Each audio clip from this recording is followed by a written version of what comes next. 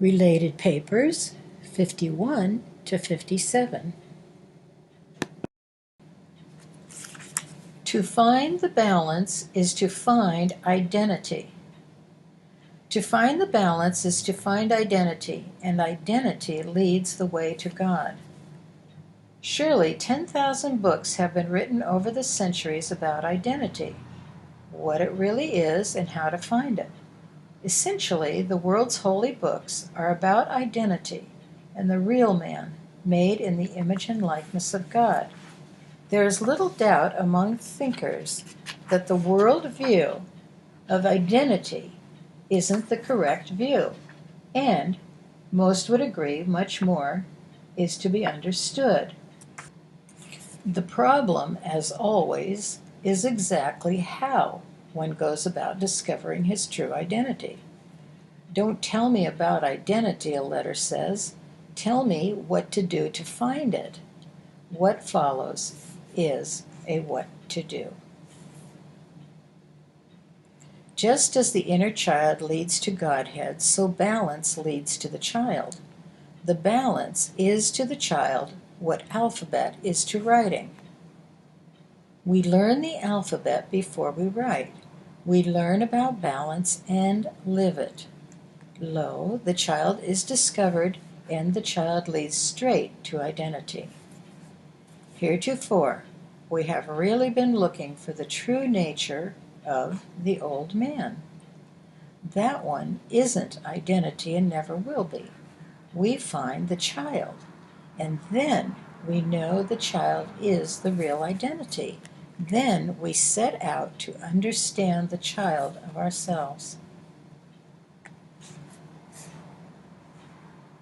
When one has found the balance, he has found himself. One is the point of balance between all the 5 trees in the midst of the garden. Where is the balance between inside and outside if it isn't this very awareness I am? The inside passes through this awareness to the outside and returns from the outside and passes through me again. Where is the balance between above and below?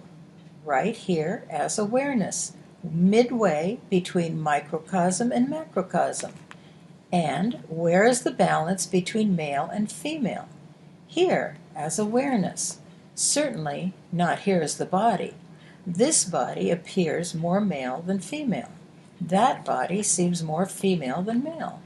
But upon careful examination, the balance is found within the physical body, the body being both male and female, but tipped bodily one way or another. Between the extremes of gender lies awareness, this consciousness of being perfectly balanced identity, which is being all there is to both male and female. And so it is with all imbalances. The balance is found right here as awareness, identity. When the ancients said one's aim in life is to know thyself, they were exactly right. One finds himself, identity, and finds he is the balance between spirit and matter, first and last, inside and outside, above and below, objective and subjective, the macrocosm and the microcosm. He will also find, slowly, that his self, as awareness, precedes all tangibility in time. Awareness is prior to the body we seem to be looking out of. One finds the divinity in himself before he sees it in another, and when he has actually found it in himself, he sees it in all others. But of course, we think we see it in others long before we see it in ourselves. A letter is here from a lady who is certain she has found God living in a commune on the West Coast, and she would have me agree that he is God. People are all the image of God, but not one image is God. God is God, and people are life's confirmation, life's image, as that image appears on the tangible scene. The godly man confirms God more obviously than do the warrior and thief. But to the godly, the sinner is as much the image of God as the saint is. Beware the man who says, I am God, or permits others to say that of him. Perhaps the only thing more sinful than proclaiming oneself to be God is to allow others to call him God. Certainly, one of the great measures of the man Jesus was his honesty on that score. Were Jesus on television this minute, he would say exactly what he said 2,000 years ago. When you see me, you see the Father, for my Father and I are one, but my Father is greater than I. And, of course, people would still call him God and good, and he would say once more, Don't call me good. Don't call any man good. There is none good but God. Don't call me master either. I am not your master. No genuine master lets anyone call him master. If I were to look up and suddenly perceive that I am indeed the perfect image itself, the firstborn of God, God's only begotten Son himself, I would yet be image and nothing of myself. Image is image. Image is nothing of itself. Image is without real power or authority except it be given to that image by Godhead. Godhead is the name, the authority, and the power, and not even the Son of God himself dares claim it. Inasmuch as Jesus, the man, made these honest and identical statements, that image appears Christly and extremely honest to me. It is when we become nothing that we become the door to something. The best door is the empty place, without an impediment. The window that allows the light is the place where nothing is. One more paper on balance. We hear little on the subject of balance in our religious or metaphysical study, which is something of a surprise considering the absolute necessity of finding and maintaining it.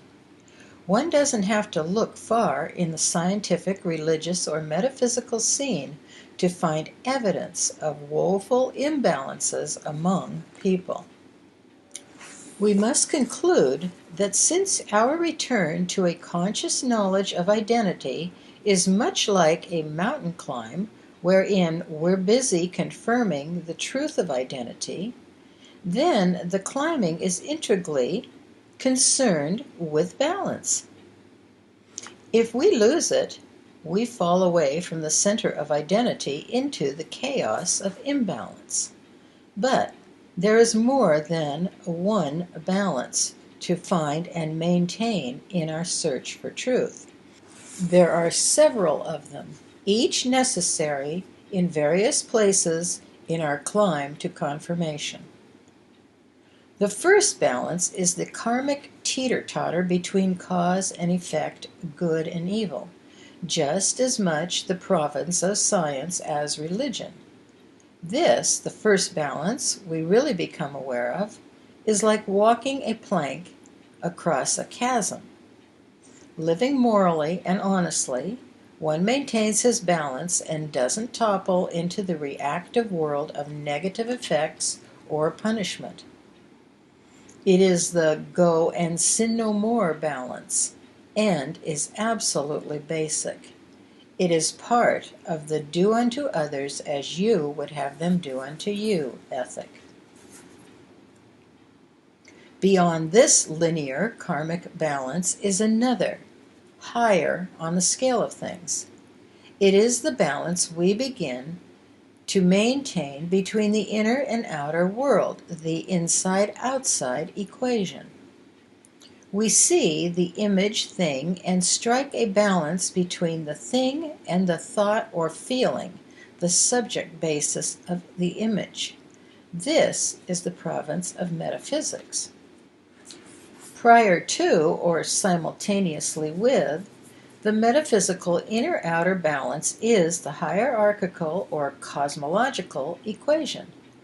This is established consciously when the below of human authority is surrendered, precept upon precept, to the divine authority above, to which is given all power and importance until such time as the above, the ineffable, becomes all in all to us, and the below of us lives self-surrendered. When the surrender is made in actual fact, the new balance of things eventually brings us to do what is demanded of us. This, the reader knows, is the discovery that awareness is God's, not man's.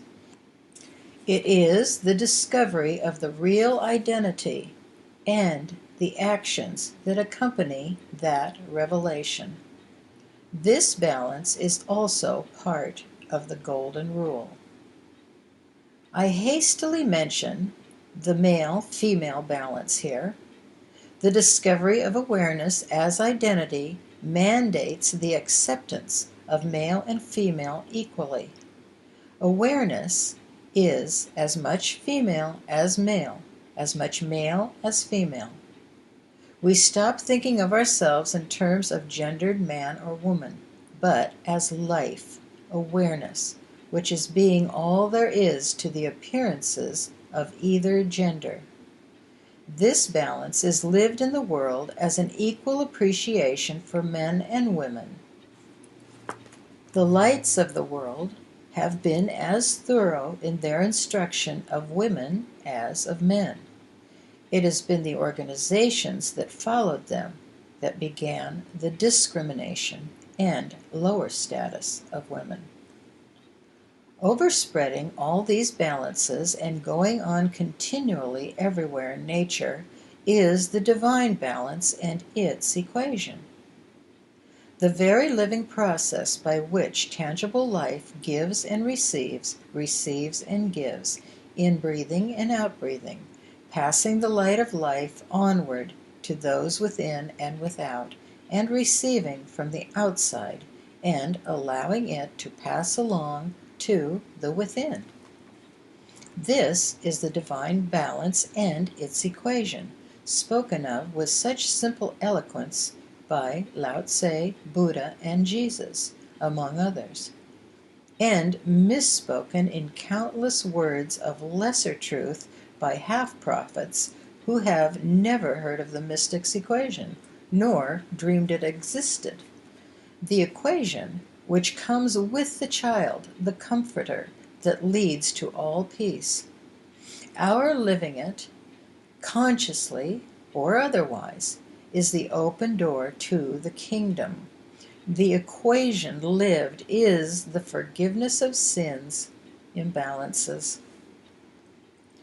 It is not the imbalance of too much action, like one who oversteps himself on the karmic plank and falls into sin, that is half so fatal to the metaphysician as the non-action of doing nothing. Intellectual and spiritual pride evoke a catatonia, a state of non-action in the world which assails one in later life. I see old seekers hanging on to their plateaus of understanding, absoluteness being one of the stickier wickets, where one grows thick, opaque, and stubborn, unable to break free, wondering what has happened to his truth when he needs it so much. On these wickets one finds himself assailed by depression, ennui, hopelessness, and/or mental imbalances capable of dragging him to his tangible human finish. There is no escape from this deadliness by making positive affirmations or by declaring that God is all. The escape comes with living the equation again, the balancing child action of giving and receiving once more as we did when we were children and when we were new students of the truth. We allow the equation to work its magic in our affairs again. We pass the glimpses along to others, giving God what is God's, to receive therefrom. We give our tangible goods to those who need them, giving the world whatever we can of our substance, to receive therefrom. The balance and its equation have been in operation from the first breath we've drawn on earth. It is the real.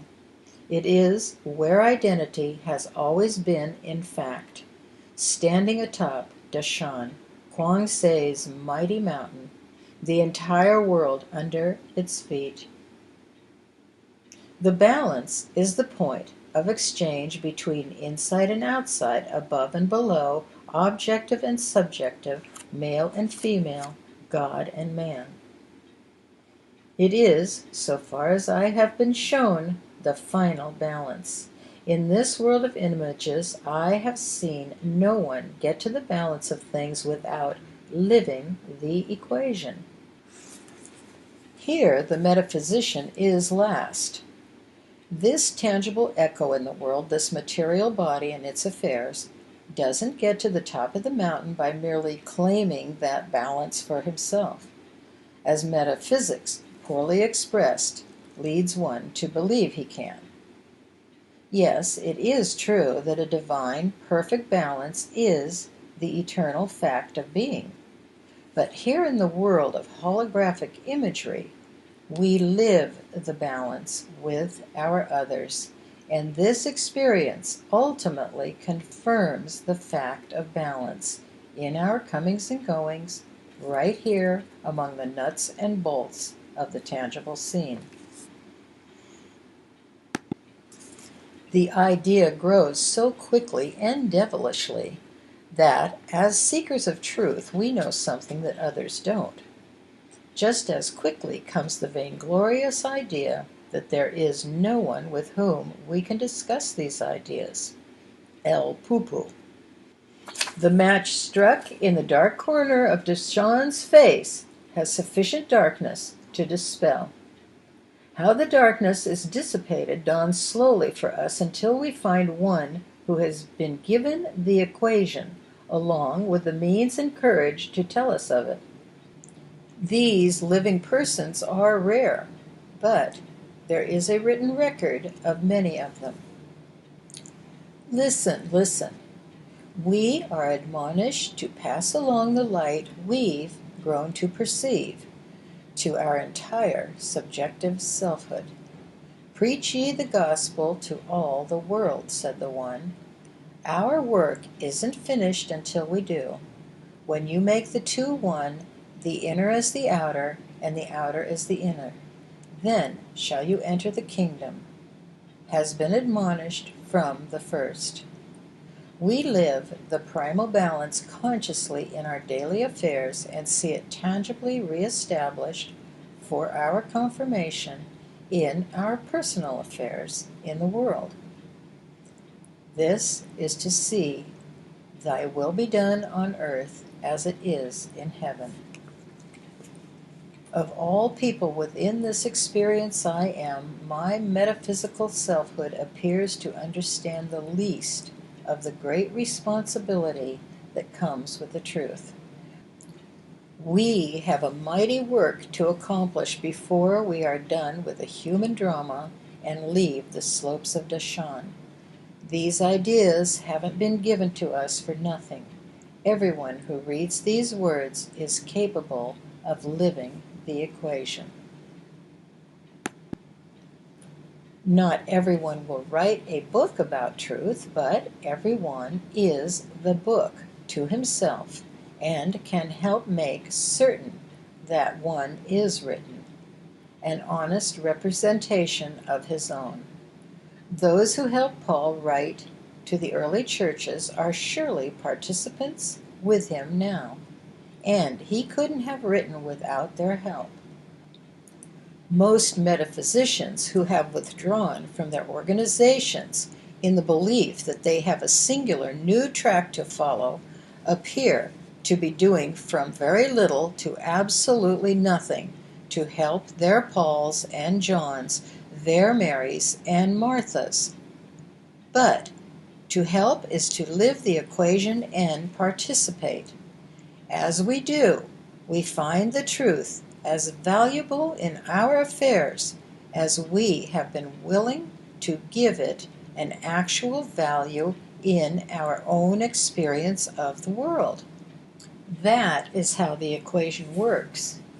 If the truth isn't working in our affairs, we have stopped giving to it. If the world has given us nothing, we have stopped giving to the world. Many who have withdrawn from their organizations hear these words and are aghast and angered. Why? See how little they have given to their world.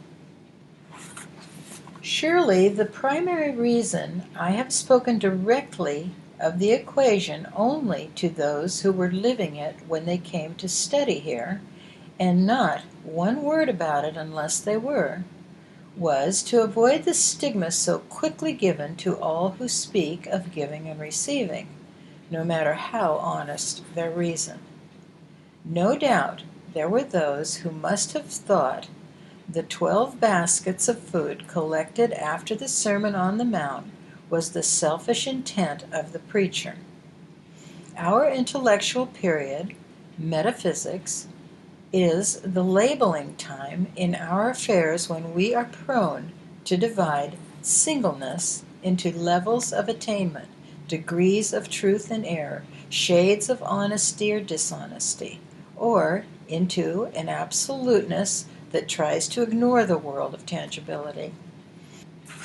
I recall the charges made in Human Places that Goldsmith and his kind were mercenary and in it for the money, when no such thing was true. No wonder the mystics swore their initiates to secrecy concerning the hard teachings upon the penalty of death.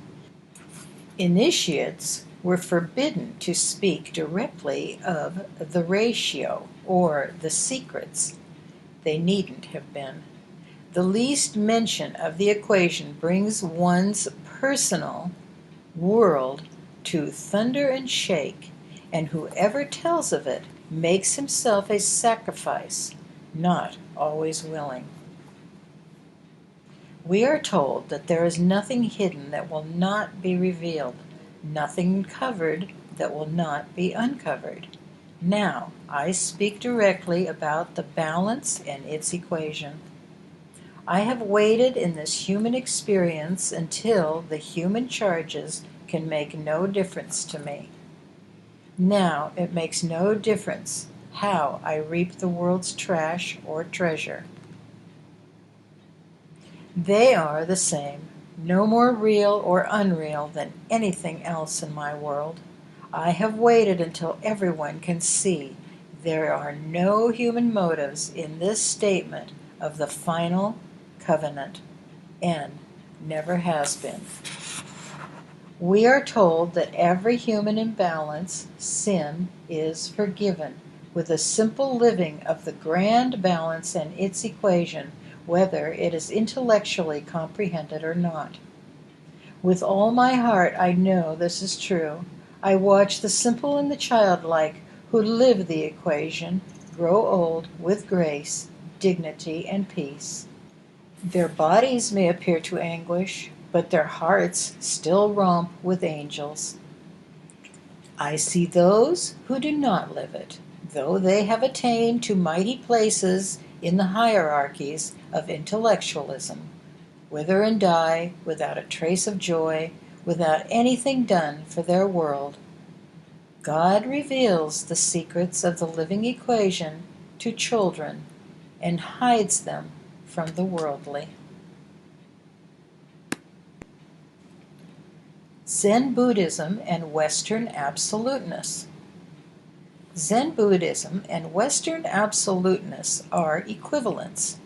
Zen brings us to negate everything but isness itself. So does the Absolute view. The second position, the is not a mountain aspect of development, as it is lived in the world, is represented in the illustration of Dashan by the town of Metadelphia and its extreme neighbor nearby, Absoluti. In Absoluti, even the houses have walls that reach the clouds, negating everything pertaining to the senses and allowing no light to break through the non-thought of thought or the thought about non-thought, the way of negation. Only is quite beyond the evidence of the senses. No explanation is given in Metadelphia as to why is nots, sin, sickness, and death, continue to seem despite the rigors of absoluteness. One may hear the philosopher say, "I don't have to explain an illusion." Just beyond the walls of Metadelphia is the meadow of simplicity. With the help of the child within, we climb Metadelphia's wall, or pass through it, when we surrender the weight of the egotistical intellectualism performed in the name of non-existent ego. Beyond the wall, one comes consciously to the child of himself, skipping freely, joyfully, bounding from flower to flower, high place to high place, living the equation's balance all the way to the peak of realization, or non-realization, as the Taoists might say. There one learns why is appears to include is not, and what to do about it. The child allows us to move on to the third position, the mountain again. This time we see the new heaven and earth. The old views are understood and no longer have the power over us they had before. Occluding states of mind. How we feel about things influences what we see in the world. No question about that. Envy, jealousy, anger, hatred, greed, lust, fear, insecurity, and love are some of the occluding states of mind. Who can see the garden's morning blossom when he is frightened for his life? Who can enjoy a bird song when he's angry? Well now, we aren't so quick to recognize what these states of mind do to us. There are countless other occluding mental states as well. The engineer's bent for orderliness, the religionist's and metaphysician's predilection for study, the psychic's concern with things psychic, the scientist's examination of cause and effect, all tend to overlook the uncaused and mysterious. They overlook the obvious. The metaphysician's search for meaning behind words overlooks the reason for the words themselves. The religionist's concern for his organization holds him to that sense of things which might be out on the edge of things. The organizational metaphysician's loyalty to his group prevents his discovery of balance if the group isn't at the center of things. Human science has discovered evidence of a fifth force in nature, but to this point makes little connection between the perception of those forces and the human condition itself. Religious subjectivists generally ignore the connection, trying mightily to deny dualism, still unaware of the good reason for its appearance in the scheme of things. He calls half of himself unreal, pretending to ignore tangibility rather than understanding it. Human science very nearly touches the limits of microcosm and macrocosm, but fails to connect its findings to life itself, unaware that scientific search is an examination of living consciousness. This is the general rule I'm writing here, and there are certainly many individual exceptions to it. Whoever finds the child of himself becomes an immediate exception. The child is the guide, unafraid to move on with his seeking and finding. The child looks both ways, so to speak, and sees the principles of the objective studies as clearly as those of the subjective. The child takes us back to the beginning of the scheme of life through the reasons for theology, onward to the reasons for an examination of subjective thinking, still onward to be lived, experienced, balance for ourselves in the world. Thence, the confirmation. Confirmation is the provable link between tangibility and ineffability. Much of that link lies beyond the limits of sense, but not beyond the heart-child within us. The child brings us to the victorious end of the human struggle for wealth, health, dominion, and power. The child leads us straight to itself. The child is the self of us, the soul. The child is life itself. The child is identity, made in the image of God. The child is precisely what the avatars discovered, marveled at, and identified as, none more beautifully than the historic Jesus. Natural human arrogance has us believe we are coming to understand God. Actually, we are coming to comprehend the pure, perfect, unfallen image of God. That much understood is a quantum move in the right direction. God understands God. Life is destined to understand life and is subservient to God. Religionists understand words like these, but old in-line scientists and metaphysicians struggle with them. Life is God. Some of them say, I got stuck on that. Religionists understand words like these, but old-time in-line scientists and metaphysicians struggle with them. Life is God, some of them say. Well, of course, but God is more, and that lies beyond the limits of thinking. Thinker, thinking, and thought are one, but thinking and thought are subservient to thinker. By analogy, the television set and its functioning are one television set, but the functioning is within the set, and so is the picture, subservient to the whole. Being open to the new. The eternal now appears in linear time as newness. We anticipate newness and accept it willingly, adjusting to it as seems appropriate. Education adjusts to new wisdom, said Hahn.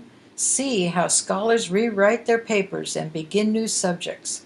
Governments adjust to new wisdom, albeit often unwillingly. See how they increasingly protect the rights of the governed. Science adjusts to new wisdom. See how quantum mechanics is working miracles in its midst. Technology adjusts to new wisdom. See how the small nations have learned to compete with the large. In the world of people, only churchdom, especially churchdom, refuses to adjust to new wisdom. It holds to the old creeds and dogmas the way the shell of the cicada holds to the emerging spirit within itself. In time, the living spirit emerges and the shell is cracked asunder. The groups that will survive in the days ahead are the groups who allow the little voices of living spirit to be heard, challenging the old ways. Love survives because it adjusts. Pilgrimages. We have endured many storms, Hans said to the little group. You have listened to my words and heard them well.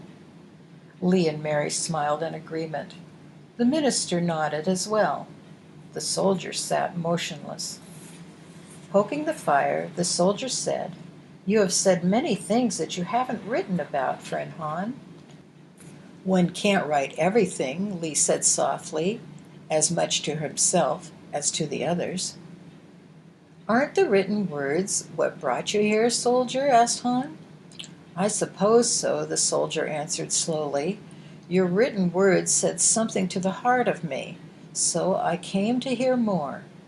I was a stranger, and you took me in." He twisted the stick in his hand.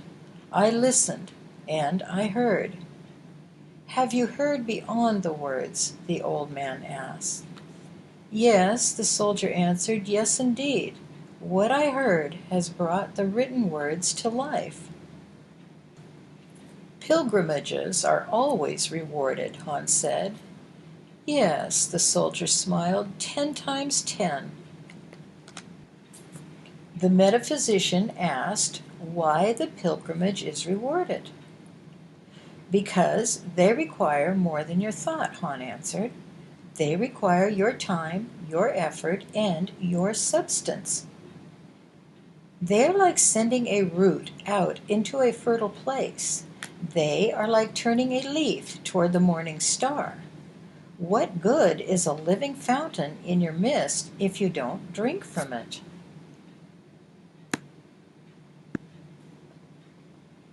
The dimensionality of good. Evil has fewer dimensions than good. I stand in front of the mirror and make some comparisons. The image there looks just like me. If the lighting were dim, one might be hard-pressed to tell which was the real and which the reflection. But the images aren't the same. For instance, we know the image in the mirror is reversed. My right eye is its left eye. My left ear is its right ear. The clothing is reversed too. The candy stripes on my Hawaiian pants are leaning to the right on me and to the left in the mirror. There is yet another difference, as great as the difference between light and darkness. The image in the mirror has no authority. It can't see, it can't smell the aftershave lotion, it can't hear the songs I sing as I shave. It doesn't feel the nick of the dull blade, nor the hot water in the tap. The image in the mirror doesn't hear me saying, "Thank God I'm not the body alone. Thank goodness life is so much more than the body." Exactly as the image in the mirror doesn't have the same abilities as the one standing in front of it, so evil in the world doesn't have the dimensionality of good in the world. Exactly as the image in the mirror is limited to much less than the one standing before it, so evil in the world has nothing remotely resembling the power of good in the world. The sight of cancer may be terribly frightening, but I have learned something out of hard experience. The sight of the least little good that we enact in the world is capable of doing much more in the world positively than the appearance of cancer negatively. The key is the word enact.